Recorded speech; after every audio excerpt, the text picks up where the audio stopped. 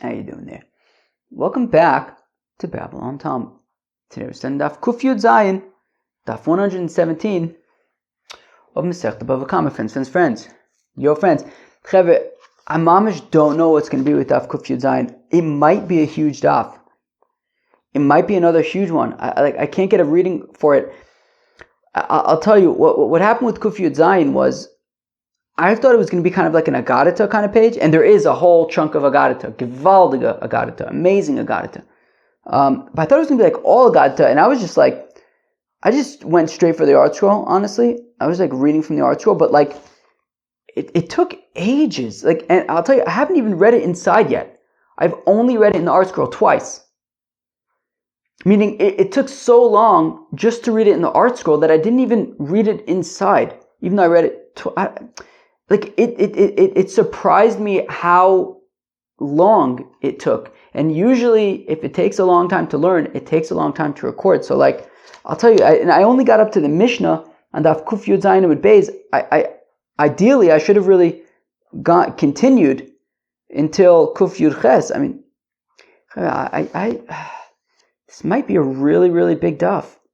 It's crazy. Chevre, these dafs have been huge. It's been really hard to keep up. I'm like struggling to keep up.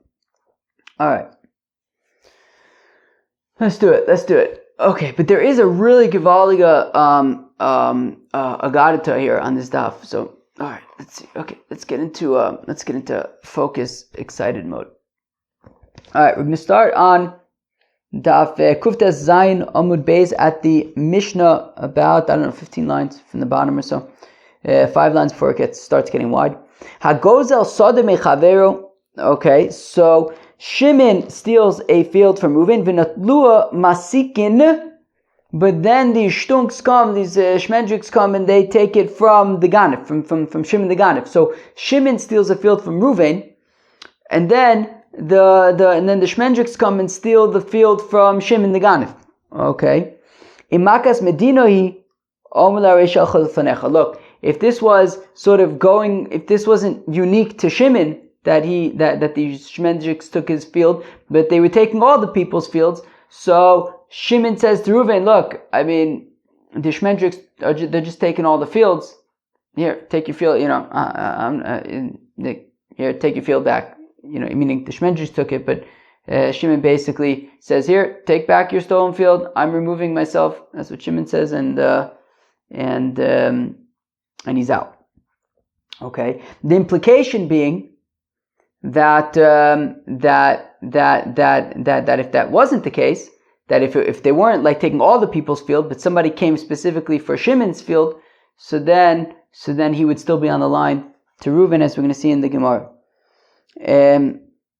Imachmas hagazlin chayv la'amid lo sada acher. But if it's on account of the gazlan, on account of Shimon the gazlan, so chayv la'amid lo sada acher, then Shimon needs to provide Reuven with a replacement field. And we're going to talk about this a bit in the Gemara.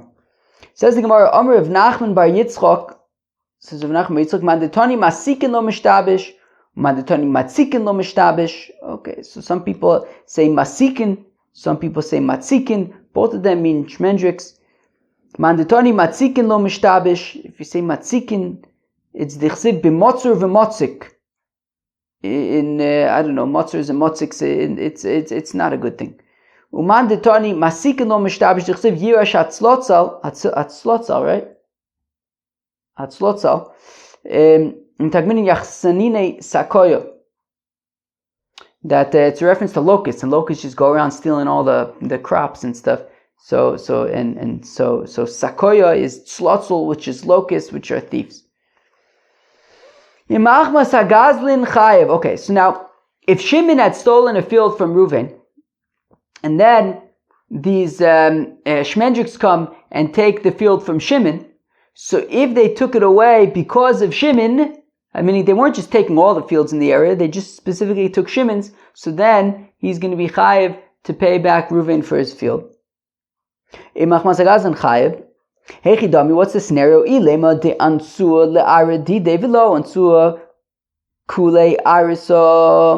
If it's talking about a scenario where the shmendrik specifically came for Shimon's field, but you can imply that already, Hameresha shmas mina. We could have already implied that from the Resha, from the first part of the Mishnah. In Makas Medina, chule, right? Meaning it says that if it's a Makas Medina, if the Shmendriks were taking all the fields or multiple fields, and the Oichi took Shimon's, so then he's potter, he doesn't have to pay back Ruvain. Implying that if they specifically came for Shimon, though, he would have to repay Ruvain. Ilo, lo, right? That if it was not a Makas Medina, so then Shimon would have to repay Ruvain. So Lotzricha, okay, so what's the scenario of Imachmas Agazlin? The Achve Achvuye, that what happened was, Shimon didn't actually steal Ruvain's field. What he did was he led the Shmendriks to Ruvain's field. He led the Shmendriks. He pointed out, "Oh, this is Ruvain's field." What does Rashi say? The Achve Achvuye Shelo Gozla Hu Atzmo. He didn't steal it himself. Shimon didn't steal himself. Elashoma mi Beis Hamelech Shemavakshin Ligzol Sodis. He heard that from the king that they wanted to be stealing fields. Veher Elohim Tzlu Karkazosh Plon. He says, "Hey guys, why don't you take Ruvain's field?" So he didn't steal it himself, but he showed them there. He showed them the field, so then he's chayv to repay Ruvain. Alternatively, it is talking about where Shimon stole Ruvain's field. It's talking about Kigon de Ansua Akum, that the Shmendriks came to Shimon, and they said to him, Achvuye Arase, Shei Shimon, show me all your fields. Ve'achve hau ba'adayu, and together with his own fields, he oichit showed Ruvain's field, so he has to pay back Ruvain for his field in that scenario. Au gaver da achve akarya dechite deverej gelusa. Okay. Again, Chav, this is interesting because I've actually never looked at this Gemara inside. I've only read it twice through the art scroll. So it's actually interesting because Gemara is so visual. Like seeing the page and part of the flow is kind of like it fits into place on the page. I've never actually seen it on the page yet, so it's interesting. I'm just I've learned it, so it's familiar. I know the concepts, and it's but now I have to actually put them into place for the first time. So it's interesting. So Gaver the Achve Akarya Dechite Deverish Gelusa. So there was a guy who kind of pointed out the Reish Gelusa's wheat to some Shmendriks. Also, the comment of Nachman, the case came before Rav Nachman, or Rav Nachman was the son-in-law of the Reish Gelusa. Chayve Rav Nachman Lishalume, and Rav Nachman says, all right, guy, you gotta pay, because you pointed out the Reish Gelusa's wheat, you have to pay for it. You're going to be chayv. Yosef of Yosef, Hachorid Rav Huna Bar Chia, Yosef of Huna Bar Chia, Kamid Rav Nachman. So if Yosef was sitting behind Rav Huna Bar Chia, and Rav Huna Bar Chia was sitting before Rav Nachman, Amalei Rav Huna Bar Chia Rav Nachman, says Rav Huna Bar Chia to Rav Nachman, Dina o Knosa. The fact that this guy needs to pay back the Reish Gelusa, is that because that's the halacha? That's the Dinei Mominus halacha over here? Or is it a fine? That really bets him, he didn't steal the Reish Gelusa's wheat, he just showed the Shmendriks where it is. So therefore we fine him, hey, don't do that, you're going to have to pay back the Reish Gelusa. So the shaila is it mamin or is it a knas? Amalei masnisani. So Rav Nachman says, look, it's our Mishnah. The Tananis we learn in our Mishnah, imach masa gazlin, chayv lahamid lo, sore acher. That if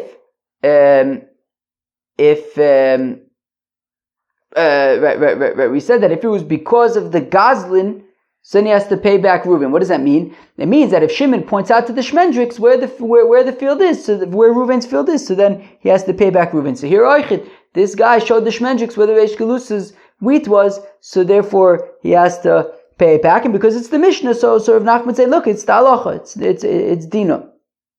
Okay, where am I? And we said that it's Davka talking about where he directs the Shmendriks to the field.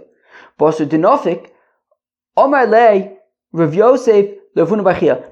Rav Nachman left, Rav Yosef says to Rav Huna bar Chia, "Mai nafke loch mine idina iknasa." Rav Huna bar Chia, what's the difference to you if it's a din or a knas? Like what difference does it make? If the halacha is that when you point out somebody's field, you have to pay, so you have to pay. So Omar Lei, so Rav Huna bar Chia says, "Idina gamrinon mine, iknasa lo gamrinon mine." Well, if it's a din, if it's a halacha, so then we can extrapolate it to other scenarios where you direct somebody to a theft. But if it is just a fine, so then we can't extrapolate it to other places. It would be only for that particular instance. But how do we know that what Rav Huna bar Chia is saying is correct? That if it were to be a fine, we would be unable to apply it to other scenarios. The Tanya, as we learn in a brisa, initially they would say hamitame v'amenasech. Okay, fine. Chazru lomar af ha midameya. Okay, that initially they would say hamitame v'amenasech. If somebody is like mitame somebody else's truma, he makes it tame. It's hezek she'eno nikr, right? It's a damage that is not recognizable, right? You touched it and you're a tummy person, so you mitame the truma. Or menasech, right? You libate somebody's wine for a getchke. So again, it's hezek she'eno nikr, right? You can't tell. You can't tell it. The wine looks exactly, it's exactly the same as it was before, but it's now yein nesech. So if you do that, you're chayiv to pay. Chazu leimar, but then later on they added af hamidameya oichit hamidameya. That also midameya. Who can tell me what midameya is?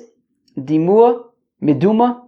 Midume is if you have a chulin and then somebody throws in some truma, so now you don't know which part is truma, which part is chulin, and all of it basically is also to a non-kohen because you don't know if you're eating truma or not. So they added a midameh also that if somebody throws some truma into somebody else's chulin, so he's going to be chayiv to pay there as well. Chazu in lo chazu lo. That's specifically because they later added a meduma to the mix, but that was a joke. Well, it was a pun because of meduma is a mixture, so they added meduma to the mix. So later on, they added meduma to say that as well you would be chayiv for. But if they would not have later added meduma to the mix, so then we would not on our own be able to extrapolate that, well, if you're chayiv for mitame and menasech, well, then you should also be chayiv for midameh. No, we can't just, on our own make that extension. My time, how come? Why can't we? Lav mishum, is it not because diknosahu, because this payment bichlal is a knas, viknosalu gamrinon mine, and you cannot apply it for a knas, right? So meaning, let's say that, look, the payment for the mitame, the payment for the menasech is a knas, and therefore, sure, by mitame and by menasech, there's a payment, you have to pay, you have to pay, but we cannot apply that then to midameya. So we see that you can, so if it's a knas, you would not be able to apply it to other similar places. So lo, we say nisht, me ikara savre lefsid merube choshishu, lefsid muat lo choshishu, ulvasov savre lefsid muat nami choshishu. Well, no, pshat is like this, it has nothing to do with applying a knas. Rav Yosef would say would argue that you'd be able to apply a knas. The reason why midameh was initially left out is because it is not as damaging as being mitame trume, where all of it becomes tame, or right, and like unusable, you can't eat it anymore, right? Or yein nesech, it's also bano. Meduma is not as bad. At least I guess the point is because okay, fine, so you have to treat it as truma, so you can give it to a kohen. It doesn't become like asur ba'achila. So therefore it's hefsid muat. So therefore initially they figured that you're only going to be chayiv for hefsid meruba, for significant damage like minasech, like mitame, but not for midameya. But then they said, you know what? Also for hefsid muat, also for midameya, you will be chayiv. Ini, is that really the reason? Is it really because of initially it was only hefsid meruba and then it was hefsid muat? Is that really true? V'atani avur de Reb Avin, the father of Reb Avin taught, Barishona hayu emrim, initially they would say hamitame v'hamidamea. Ho ho ho. That initially, what was included in the initial decree? Hamitame, if you're mitame chuma v'hamidamea, and a mixture. Chazul ma'afa menasech. And then they went back to include also menasech. So meaning, initially, midamea, which is hefsid muat, was included together with mitame, which is hefsid meruba, and menasech was left out, which is also hefsid meruba, and yet it was left out. So this isn't a hefsid meruba versus hefsid muat thing. And then they said, you know, we're gonna throw in menasech as well. Because they later included menasech as well. That is why it is included. Otherwise, we would not be able to include menasech on our own. My time, how come? Is it not because we are unable to extrapolate fines, to extrapolate knases, that mitame and midameya you'd be chayiv because it's a knas, because it's hezek sheinu nikr. Even though it's hezek sheinu nikr, you're chayiv only because it's a knas. We would not be able to automatically apply that to menasech as well, because you can't apply knosses like that. Lo nisht meikore savre kirib ovin ulvasov savre kirib yirmiyah. It has nothing to do with applying fines. It is simply, initially they thought the halacha was like Reb Avin, and then they said, you know what, actually the halacha is like Reb Yirmiyah. Chever, I have like an itch on my back. I'm not really sure what to do about it, honestly. I'm not really sure what to do about it. Because like I don't want to move too much to like deal with it, because like I'm nervous about the microphone, you know? So I'll just complain a little bit and that'll probably fix it. Okay. Me'ikare Savik Reb Avin. Initially they thought like Reb Avin, the Amr Reb Avin, that says Reb Avin Zora Chetz Mitrilas Arba Lisof Arba Vikara Shiroyin Balichoso Potter Shari Akira Sorech Hanocha Hiu Mischai Benafsho Ulvasov Savik Reb Yirmiyah Tom Reb Yirmiyah Mishas Agboya Kanye Ichayev Le Momin Mischai Benafsho Lavi Achas Niso. Okay, so initially they thought like Reb Avin. Reb Avin says that, well, on Shabbos, if you shoot an arrow, okay, so if you shoot an arrow on Shabbos, 4 amas, so of course we know from Masechta Shabbos, maybe even Masechta Eruvin too, I can't remember, must have come up there, that Dal Ramas B'Shus Harabim, you're going to be Chai, it's Isser Skila. So if you shoot an arrow 4 amas, so you're going to be Chayiv, right? Because it went 4 amas from B'Shus Harabim. Now, if along the way it tore through some garments, so the question is, are you Chayiv to pay Oichid for the garments? Says Reb Avin, no, you're not. Because the Akira, the lifting up of the arrow, the shooting of the arrow is a necessary part in order, right? The Akira and the Anocha, right? The Akira is part of the Anocha. The flying, the traveling is part of the Melacha that's being done, which is the Akira and the Anocha. So therefore, as part of the process of the Akira and the Anocha, the garments got torn, destroyed, damaged. So he's going to be potter, because since he's going to be chayiv misa for the akira and anacha, so he's going to be potter. He's going to be potter for paying for the garment. And therefore, we thought to say the same thing by menasech, that in order to libate wine, you have to pick it up and then go over to wherever you're going to libate it and then libate it. And therefore, the picking up and then the ultimate libation are all kind of part of the same thing, and therefore you'd be potter for the libation. Okay, so let's read that again. From the first of the wider lines on Daf Kuf Yud Zayin. Meikar Sabik Rab Oven. Initially they thought to say like Rab Oven, Rab Oven, that says Rab Oven, Zorak Chetz Mitchilas Arba, the Sof Arba. If a fellow, shoots an arrow, throws an arrow, shoots an arrow from the beginning of 4 Amos to the end of 4 Amos on Shabbos, Vikar Shirorim Ba'alichaso, and as it's traveling, it tore garments. Potter, he's potter for the garments. Sharei Akira Tzorech Anocha, because picking up and shooting the arrow is sort of part of the same malacha of, is necessary as part of the malacha of havara dal ramos b'shusar rabim, right? You need the akira and the anocha, right? The flying through the air is part of the ultimately where it lands when you're going to be chayiv, right? It's going to then land and you're going to be chayiv, so you need both parts. And therefore he's going to be chayiv skila at the time that the meaning, and therefore the damage to the garments happened during the process of him being chayiv skila, and therefore he's chayiv skila, is not chayiv for the damage to the garment. And therefore we figured, just like when you shoot an arrow, and part of the and as part of that process, you'd be potter for part of that activity. You'd be potter for the damage to the garment. So also by nisuch hayayin, if you pick up the wine to go libate it, and now you're going to be chayiv for serving a getchke for avodah zarah, and as part of that, you spill it on the altar, so you're going to be potter for ruining your friend's wine.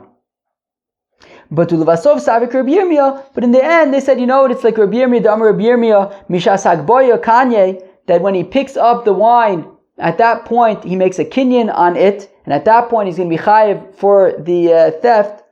He chayiv leimamin, and therefore he's chayiv to pay for the theft. Mischayiv b'nafsho lahave ad shas nisuch, but he's only going to be chayiv misa for avodah zarah when he libates it. So again, the reason why we did not initially extend the chiyuv to menasech was not because of a knas, but simply because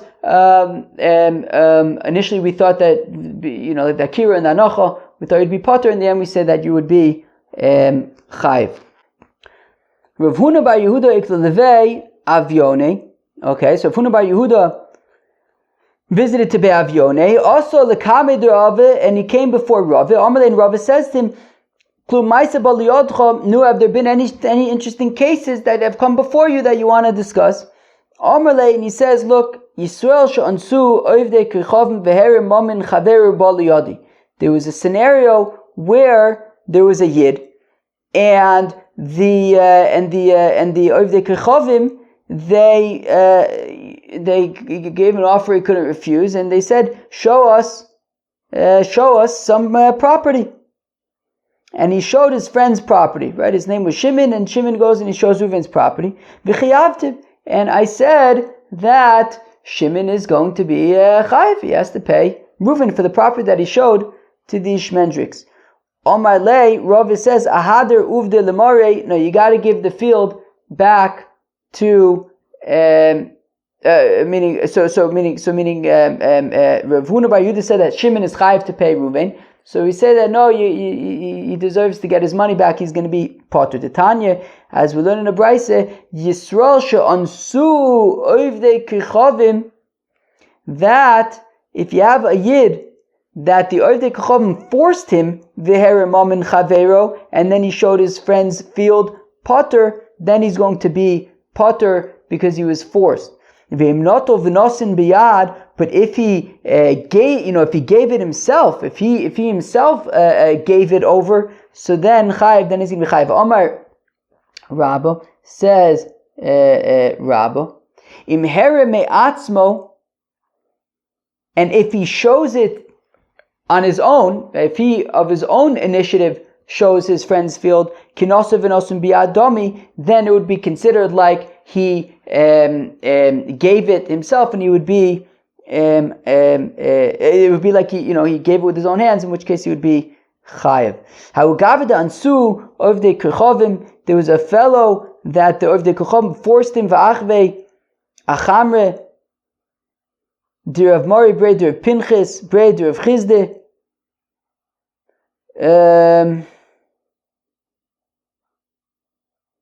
Okay, I think he's talking about the wine. I believe that. Let me just double check. Yeah, it was the wine. Now I have to find my place again. Okay, so let's read it again. There was a certain fellow, the Ovdei Kochavim forced him v'achvei achamre Dirav Mari Brei Dirav Pinchas Brei Dirav Chizde. That they forced him to show the wine of Rav Mari Brei Dirav Pinchas Brei Dirav Chizde. Omar lei, and then they continued and they said to this fellow, Dori v'amte baidon, take the wine with us, okay? Thank you for showing us the wine. Now I want you to schlep it. Dori v'amte badayu. So he did. He schlepped it. So now the shayla is, we said on the one hand, if he was forced to show it, so he's potter because he was forced. But if he takes it himself, we said he's chayiv. Nira took it himself. Also, the comment of Ravashi, the case came before Ravashi. Patrine, and Ravashi says he is potter. Amrulei Rabbanan the Ravashi. So the rabbi said to Ravashi, "Vatanim nosav nosum biyad chayiv." But didn't we learn that if he, gets involved himself in sort of this theft, then he's going to be chayiv? So Ravashi says, Hanemile heicha delo ukme ilove meikar. When we say that he's chayiv if he did it on his own, that is talking, if he does it himself, that is talking about when they weren't already there forcing him to do it. Right over here, they forced him to show the wine. Now after they already forced him to show the wine, they said, now take it. So in a case like this, where they already were like on top of him and forcing him to show the wine, so mikle kalye, so then it's be'etzim considered like, it's already done, and he, at that point, kilu, so it's already been taken essentially, and they're asking him to like take it, but it's already been like stolen at that point, and you're going to be potter. Eizve Rab Abo, the Rav Ashi, Rab Abo asked Rav Ashi, Omerlo Anos Hoshit Li Pakia Omir Zeh O Eshkol Anovim Zeh. If a shmendrik says to a fellow, hey, give me this grain or this cluster of grapes, the Hoshit Lo, and the guy gives it chayev. We say he's chayev. And here clearly we're talking about where the shmendrik was there, because he's saying, give me the grapes. So he was there. And we're saying that he's chayiv. But I thought that if the guy was already there, then he'd be potter. So here what are we talking about? Kigon dekoi, betray, ivrei nara. That we're talking about, the shmendrik was on another side of the river. Tekanami can also be inferred, tekatoni, that it says, hoshit li, hoshit, velotani tain, shmamina. As it says, extend to me this stuff. It doesn't say, give me this stuff. So it's talking about where the shmendrik was on the other side of the river, so you could have gotten away. You didn't have to give it to him. And he gave it to him, so therefore he's going to be chayiv. That's why he's chayiv. Okay. Oh my gosh. I'm getting hungry. We're like just getting started here. It might not be like super long enough, but it still might be an hour. It can totally be an hour still. But we're about to get to a great story. I don't know about. Soon we're going to get to a great story. I don't know. It's such a big daf. I don't know where anything is. Haushusa de havu mansu ala bei trey. Hi Omar Didiu, Vai Omar Didiu. What's a shusa? I can't remember. Shusa. Haushusa de havu mansu ala bei trey. Hi Omar Didiu, Vai Omar Didiu. Dag nabbit. I don't remember what a shusa is. Alright, let me look it up. One sec. A trap. A trap. There was a certain trap, like an animal trap, so that they could trap animals and eat them. So Awushusa, there was a trap. Davumansu ola bei trey. And two people were arguing about the trap. Hi Omar Didiu, Hi Omar Didiu. This one says it's my trap and it's my animal trapped in there. The other one says, what are you talking about? It's my trap and it's my animal trapped in there. So one of them goes and gives it to like the officer of the king. Shtunk. Omar Abai says, Abai Yocholomar, Ono Kimasri Didi Masri. Abai says, look, the guy who gave it to the king, to this officer of the king, he could make the argument, look, I gave my trap to the officer of the king, leave me alone. Amalei Rava says, Rava v'chol kimine, well, you can't just, he doesn't have the power to do that. Elo Amar Rava rather says, Rava mishamtinon lei, we excommunicate that bugger, ademaisi lei, until he brings back the trap, v'koi bedina, and they go to Bezdin and they figure out this mess. But he can't unilaterally just deliver the trap to the officer of the king. Shtunk. How gavad hava boy achvuye ativna dechavre. So there was a person who they wanted him, right? So I think he wanted of his own volition, right? Okay, here this is the story that I've been hyping up. So again, so gavad hava boy achvuye ativna dechavre. So there's a certain fellow who wanted to show his friend's grain to the king's people. Also the comment of Rav, and the guy came before Rav. Rav says, hey, don't do it. Don't do it. Don't show your friend's grain to the king's people. Machvinu.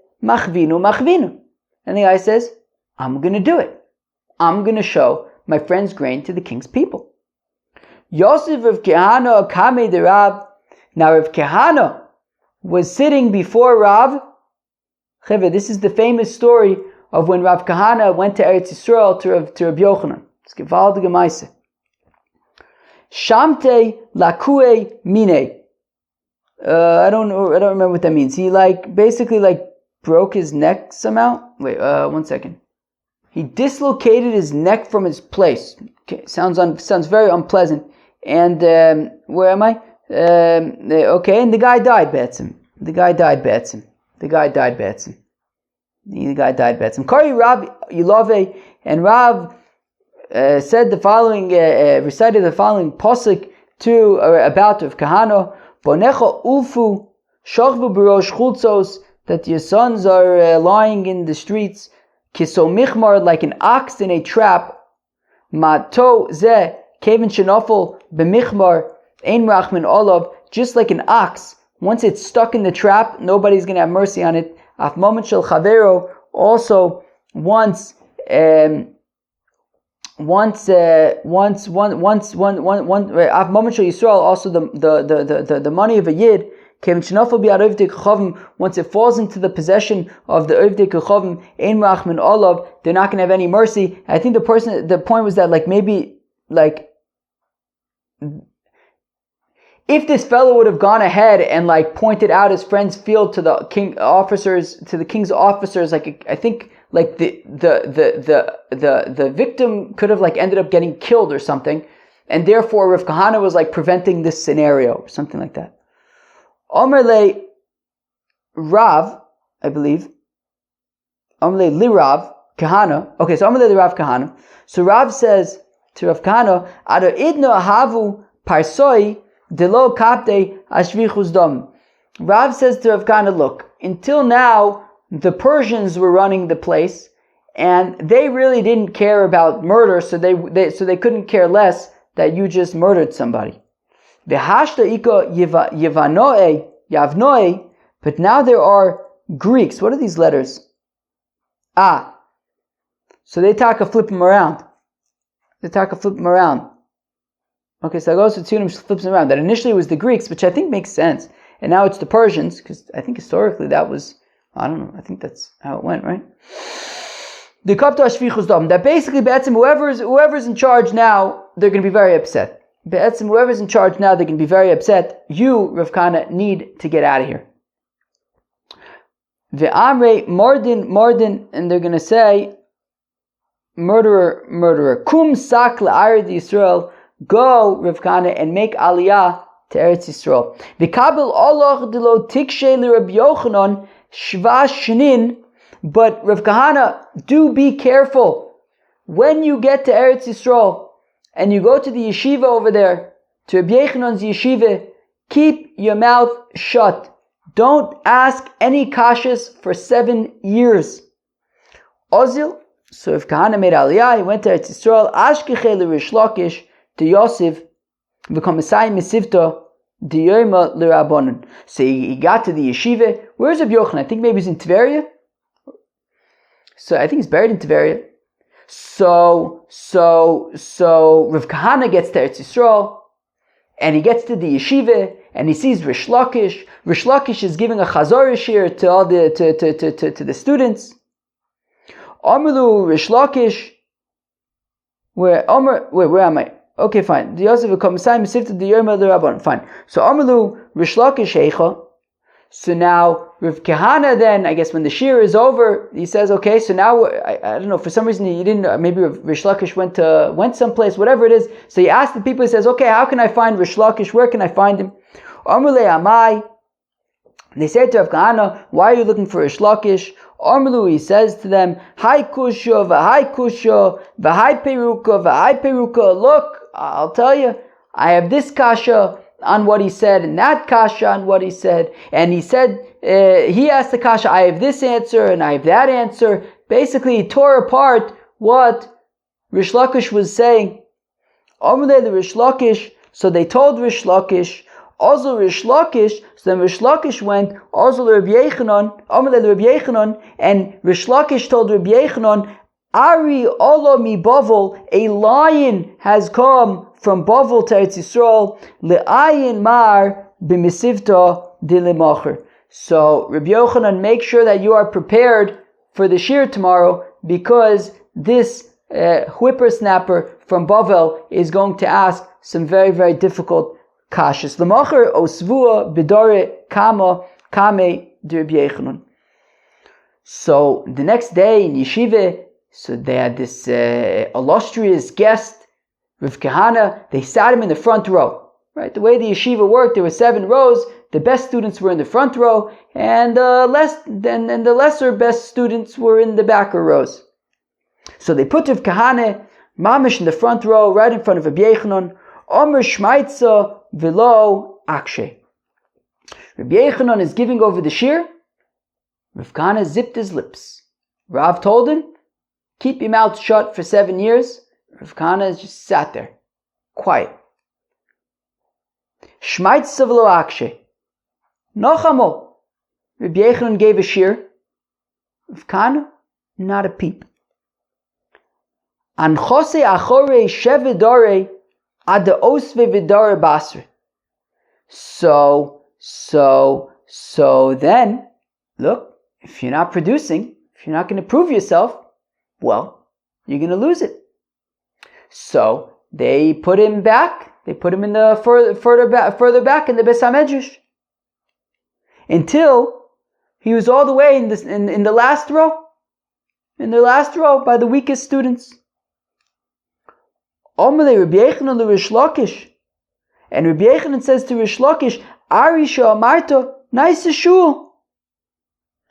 And Rabbi Yechanan says to Rish Lakish, this lion that you're talking about from Bavel, hey, he's a fox. So now, now, Omar, Rav Kahana says, Yehi Raive, Dehani, Shvadore, Dehavu Chiluf, Shvashnin, De Omar Li, Rav. And Rav Kahana says, may it be the will of the Eibishter that the 7 rows that I've been pushed back should be keneged the 7 years that I meant to wait before I say epis. Komakare. And at that point, Rav Kahana said, that's it. And he stood up. And Chevre, have you ever heard of the Maisa of Rocky Balboa, the boxer? You know, in the Rocky movies, when, he's struggling throughout the beginning part of the movie, and then towards the end, he gets in shape, and he gets fit, and he's practicing for the big fight, and he starts pulling the train, And the whole community, the whole neighborhood is out and they're cheering him on, and the music, it is baram bam, baram bam. So now Komakare Reb Kahana gets up. Dun dun dun dun dun. Omerle Neder Mar Biresha. And Reb Kahana says, start over. Omer Shmaitza Ve'akshe. Rabbi Yechanan says over the shir, and Rav Kahana tears it apart. Ve'ukme BavaKama, and they put him back in the first row. Omer Shmaitza Ve'akshe. Nochamo. Rabbi Yechanan gives over the shir, V'shlakish, and Rav Kahana tears it apart. Bam, bam, bam, bam. Bam, bam, bam, bam, bam, bam. Rabbi Yochanan Ava Yosef Asheva Bistarke. Rabbi Yochanan would sit on 7 rugs. Shalfe Lechada Bistarka. And as Rav Kahana was tearing apart his shears, Rabbi Yochanan would remove 1 rug from beneath him. Chada Bistarke mituse Omer Shmaitza V'akshile. And Nochamo.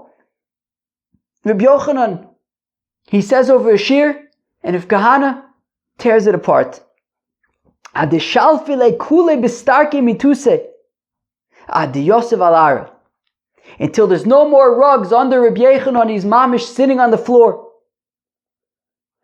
Rabbi Yochanan gavra sova hava. Rabbi Yochanan was an old man.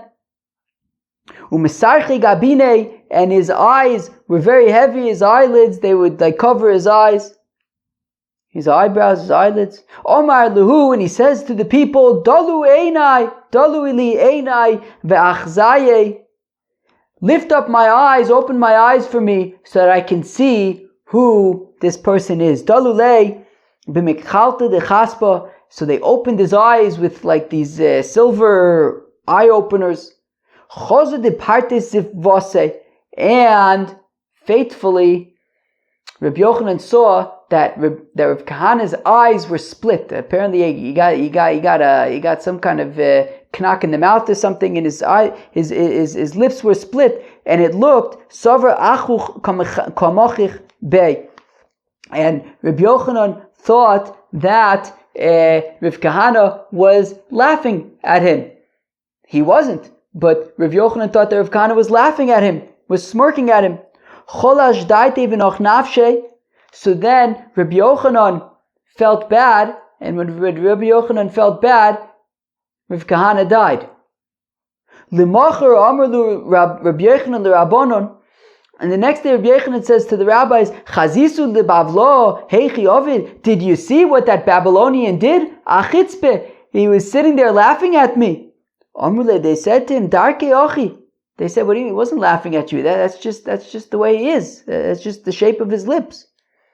Ol ligabe ma'arto. So Rabbi Yochanan says, oops. And he goes to the cave where they buried Rav Kahana. Chozo dehava hadrele achno. And when he got there was a serpent that was guarding the entrance to the cave, and the serpent had its tail in its mouth.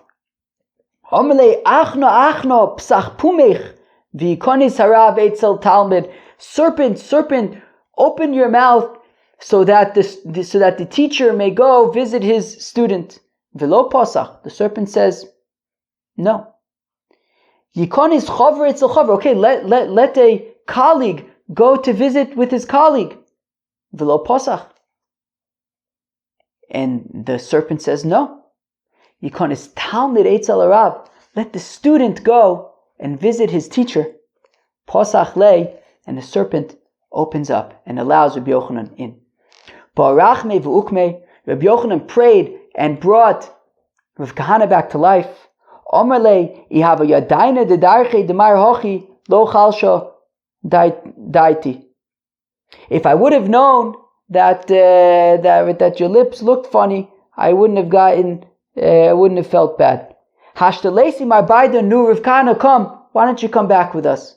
Omarle, Rav Kahana says, Imotzis limiboy rachme desulo shrivno azilno ve'ilo lo. Look, if you could pray for me that this won't happen again, I've just been saved. If you could pray for me that I'm not going to die again like this, so then I'll go. If not, then not. Hoyel v'choliv shaito cholif. You only get kind of one chance. Tayre, Rabbi Yechanan then woke him up. Ukme, and he woke him up and he stood him up. Shaile kol sveika dahava le ufashtinu niale. And Rabbi Yechanan asked Rav Kahana every question that he had that he wasn't sure about, and Rav Kahana answered them. Hainu de Omer Rabbi Yechanan, and this is what Rabbi Yechanan said. Dilchon Amri, I thought, he said to his students in Eretz Yisrael, I thought that the Torah belonged to you, Dilhonhi, but I see that it belongs to the Babylonians, to the people in Bavel. Wow, what a maise. What a maise. What a maise. Hahu de achve am taxa de Abba. There was a certain fellow who showed to some shmendriks the silks of Reb Abba, and they took him. Yosef Reb Abo, Reb Chanina bar Popi, Reb Yitzchak Nafcha, v'Yosef Reb Ila Gabayu. So Reb Abo, Reb Chanina bar Popi, and Reb Yitzchak Nafcha were sitting in judgment. V'Yosef Reb Ila Gabayu, and Reb Ila was with them. Sover lichyuve, and they thought to say that this fellow should be chayiv for showing the silks. Mihadetnan, from that which we learn in the Mishnah, Donis Adin, Zika es achayev, that if a fellow judged a case, right, if somebody judged a case and he made innocent somebody who was meant to be guilty, v'chiyev es hazakar, made guilty somebody who was meant to be innocent, Timei satar, said that something Torah was tamei, v'tira satame, or something that's tamei, he said is Torah. Masha also what he did is done, v'shalim mibeso, and he has to pay. So they thought to say that in the case of a gromit, right, of where you cause somebody to lose money, right, whether it's because you gave the wrong verdict, or whether it's in this case you pointed out where somebody's silks are, so then you're going to be chayiv. So Amr Rabbi Ila says to them, Ochi Amr Rav v'usha nosef nosen biyad.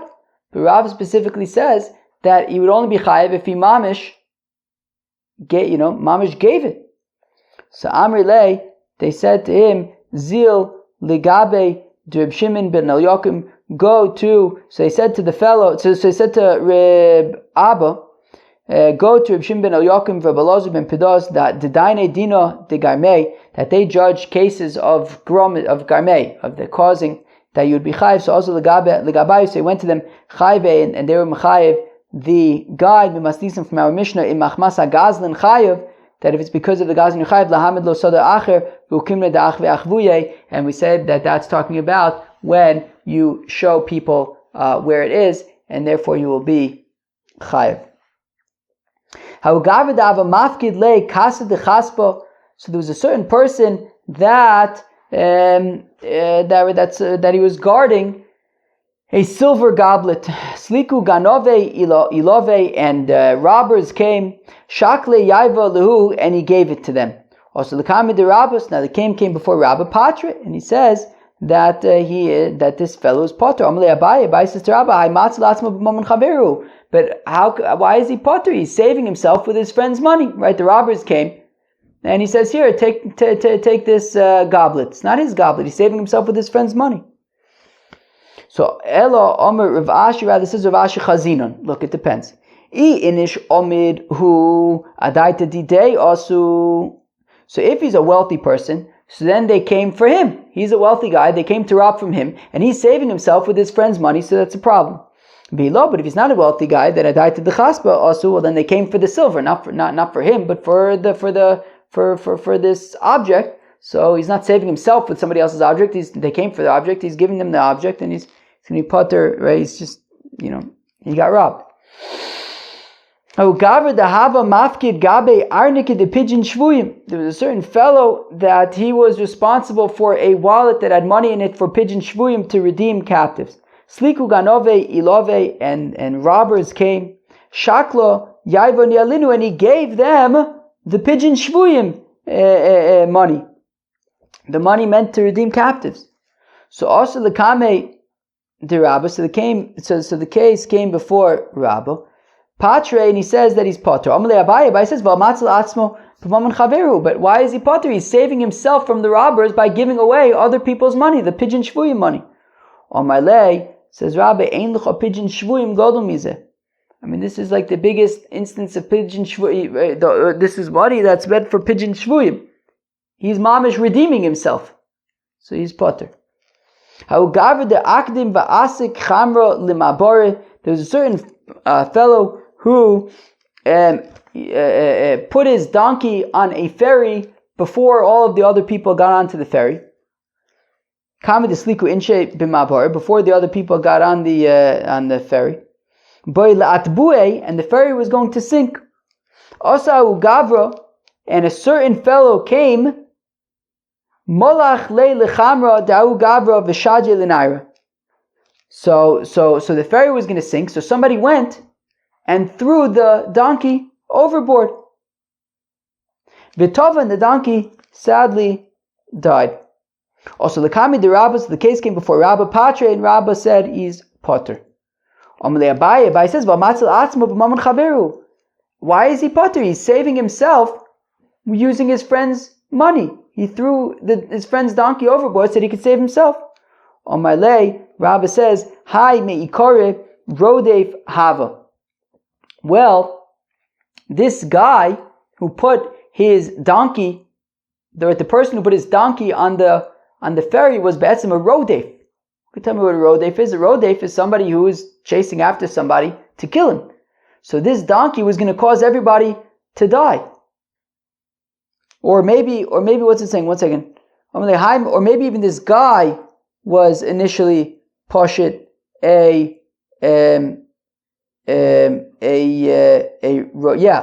exactly. So Rashi says, right, Hi balachomer rodefu larog nefashos, right, that this, the owner of the donkey is a rodef, right? He's causing everybody to be killed with his donkey on board.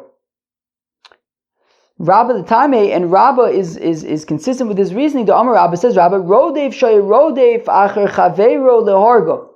If Shimon is chasing after Ruvain to kill him, Vishiber sakelim, and while he's chasing Ruvain, he breaks some vessels, Ben shel nirdav, ben shel kol adam, whether the vessels belong to Ruvain who is being chased, or whether it belongs to any random person, potter. So Shimon, the Rodef, is potter. Sharim is chayiv benafsho, since he's chayiv misa, meaning because his life is on the line, Reuven can turn around and he has the right to kill Shimon. So because in this pursuit, Shimon is liable to be killed, so he's potter from any damages that he may have caused along the way. V'nirdav sheshiber es hakelim, and the nirdaf, if Reuven would have breaking vessels, shall rodef of the rodef potter, he's also potter. Shloye mamono chav olav migufo, because after all, Reuven has the right to kill Shimon, who's chasing after him to kill him. So Reuven has the right to kill Shimon. Shimon's a rodef. So if Reuven has the right to kill Shimon, certainly he'd be potter for breaking his vessels. He has the right to break his vessels. So avol shel kol adam chayiv, but he would be chayiv if he broke other people's vessels. The osur latzil atzma b'mammon chavero, because he's not allowed to save himself with somebody else's vessels.